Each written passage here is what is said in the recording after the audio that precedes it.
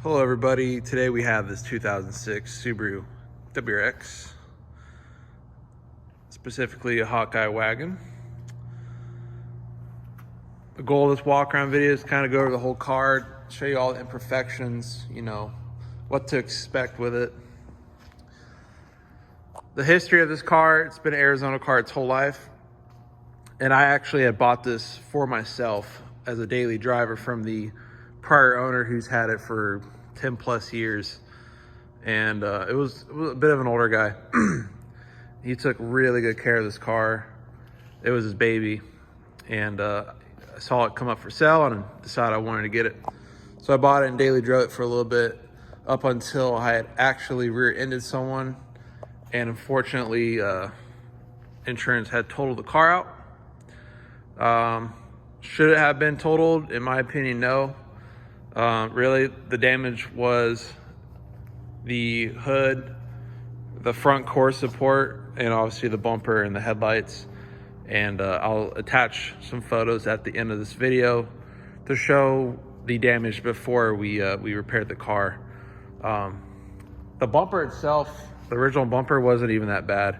It was just mainly this small top end. But unfortunately, insurance wanted to total it out. And this car is too nice to just let them take, so I bought it back and repaired it.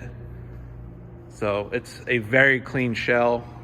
There's absolutely no rust. Very, very minimal exterior imperfections such as dents or scratches. And then I believe about 5 years ago, the car was repainted the factory color. It had some sun fade on it. So the paint was redone at one point in its life. And please do forgive me in this video. The car is a little bit dusty. But we'll go walk around. It has a little over 123,000 miles on it. It's got a lot of nice suspension upgrades. Most of the upgrades are actually focused around handling on this car. As the prior owner, he has autocrossed it a couple times. And the power where it's at is decent for cornering, but he wanted to emphasize more on the actual suspension itself. So we're going to start by each section, just kind of like showing you a little bit up close. The hood right here. I had acquired this hood from a prior customer of ours, and we had it repainted black. So it is still a factory Subaru hood. The front bumper and the headlights, those all came from a JDM front clip. So basically this car, but in Japan, still has the original fenders. We did not have to replace those or repair them because they were not damaged. And then all new, grill pieces. That stuff adds up. That alone was, I think, about $350 or $400 just for the grill. Costs more than the what some of these bumpers go for. But very minimal damage on the front end since this was freshly painted. There's a small little dent right here, but we left that in. Car has really good shine to it.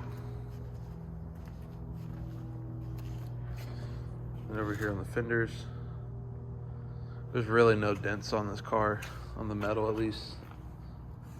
It looks really good.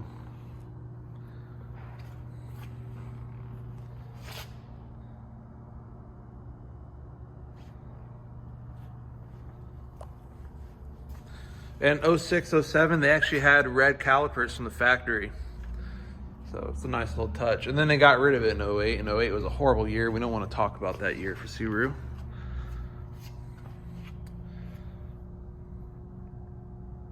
Has the pink Subaru overlay.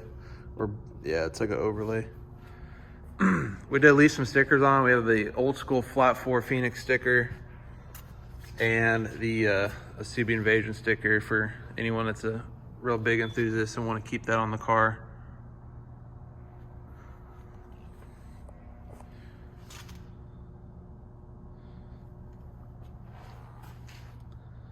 Really clean car though. And there's a little scratch right here. That's probably the worst of it.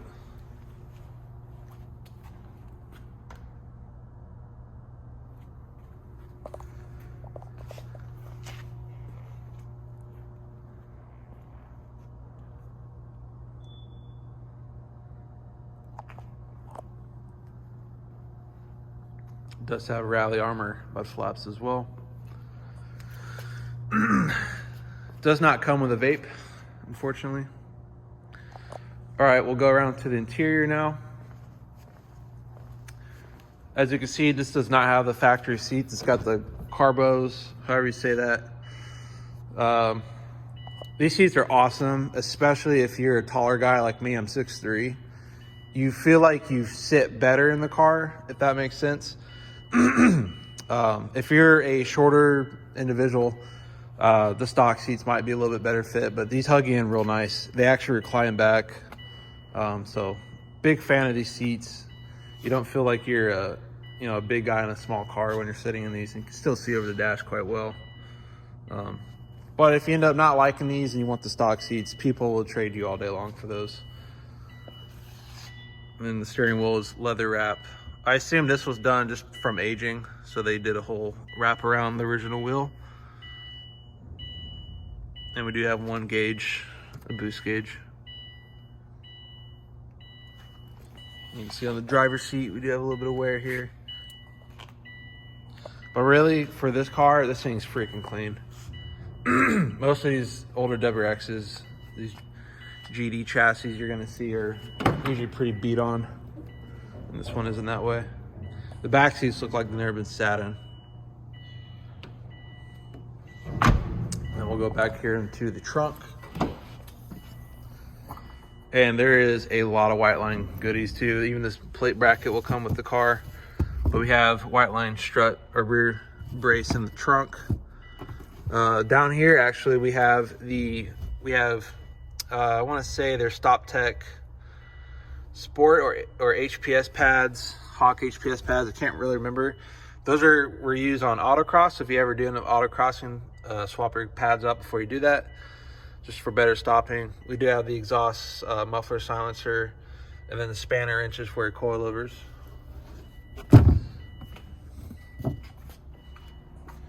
I think this can come out. It's just dirt.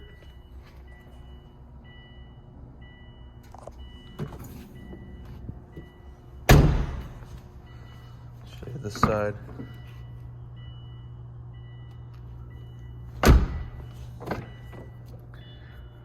Really clean car. This seat looks really good. I don't think the prior owner let a lot of people ride in the car with him. And in here we do have, extra spark plugs. This is the old cable for your Cobb tuner. There's an old Cobb V2 in there. All right, let's get in the car, start it up.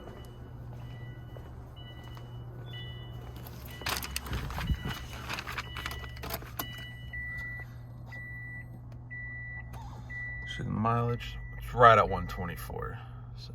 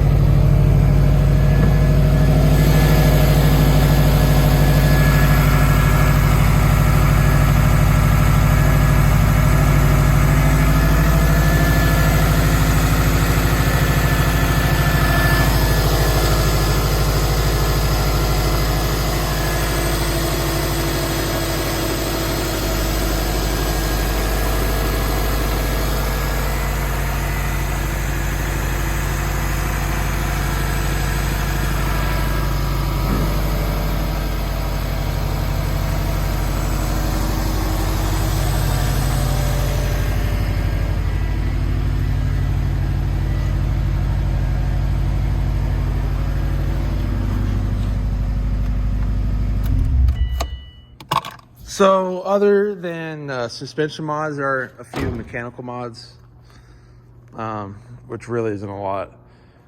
It's got the Cobb inlet boot or coupler, whatever you want to call it. It also has the NVIDIA high flow catted downpipe, which is paired with the NVIDIA N1, the regular N1 exhaust, not the race version. Then we have the GFB bypass valve with the STI top mount intercooler. And if you're curious what this line is, this is for your boost gauge. And then just, I think it's a Perrin, I forget what brand, it's got a front crank pulley. Of course, when we did the repairs of this vehicle, we had to replace the core support. This core support is from the JDM version of this car, because we bought a whole front clip. So kind of cool, but we basically cut out the old core support and replaced it with this one. And it's generally needed to hold the the radiator and the condenser. And it's got a brand new OEM radiator, still running the OEM fans. Of course, upper and lower silicone lines. Actually, they're not silicone, but upper and lower radiator hoses. What else do we do? I actually replaced the power steering pump too, because it was starting to shudder, but it was doing that prior. And that's mainly it. So for the engine bay, there's not a whole lot going on. Oh, there's also, I put a new battery in it back in October. Still has the air pump. A lot of guys will delete that, go catless, get it tuned, make it a little bit louder. But where it's at, it's pretty nice. It's on the Cobb V2 access port, which is actually not supported anymore, but it is running their stage 1 or stage 2 map, mainly for the downpipe. I don't think you can run stage 1 for the high flow catted. But my recommendation, buy the new V3 and get it tuned, get a pro tune done, because every car runs a little bit different. Best advice. That way you can actually monitor everything with the car. If you ever want to see if it has knock, you can watch your AFRs, and so on. So really you should invest in that. Show you underneath the car too. Let's go back here first.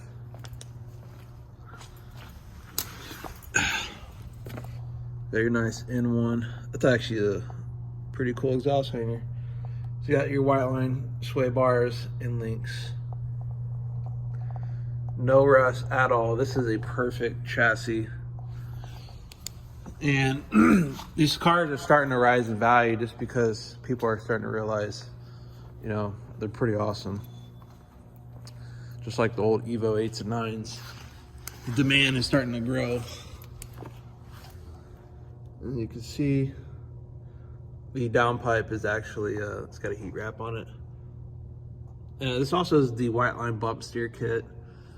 Their front sway bar as well. You can look in the front of the bumper, looks great. Then we do have the BC Coilover Suspension. They are adjustable, of course, front and rear. This thing rides better than you would expect for being on coilovers. The steering is incredible. This car steers very well. It's super tight. It's definitely, I would say, dialed in. So you'll be very surprised on how well this car actually drives. One more thing to add, it does have an ACT clutch. So that's been upgraded as well. So you don't really have to worry about, clutch going bad. And then onto the brakes. It does have DBA Kangaroo Paw rotors, which are great. We run those on these and on the Corvettes, so big fan of those. But anyways, this is going to conclude the walk around video. Thanks for watching.